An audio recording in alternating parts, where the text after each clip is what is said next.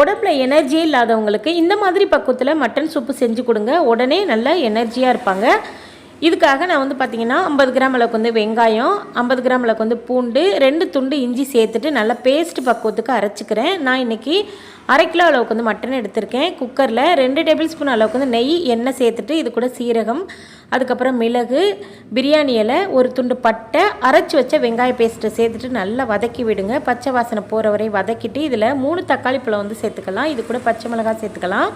இது கூட 1/2 டீஸ்பூன் மஞ்சள் தூள், தேவையான அளவு உப்பு சேர்த்துட்டு நல்லா வதக்குங்க. இந்த மாதிரி நல்லா வதக்குனதுக்கப்புறம் கழுவி வச்ச மட்டன் சேர்த்துட்டு நல்லா கிண்டி விடுங்க. எண்ணெய் பிரிய கிண்டி விட்டுட்டு 1/2 டீஸ்பூன் கரம் மசாலா, 1/2 டீஸ்பூன் சீரகத்தூள் சேர்த்துட்டு நல்லா கிண்டி விட்டுட்டு இதில் வந்து ஒரு 5-6 டம்ளர் அளவுக்கு வந்து தண்ணி சேர்த்துக்கலாம். தண்ணி சேர்த்துட்டு ஒரு 5 விசில் விட்டு எடுத்திங்கன்னா நம்மளுடைய மட்டன் சூப் வந்து சூப்பராக கமகமன்னு ரெடி ஆயிரும்.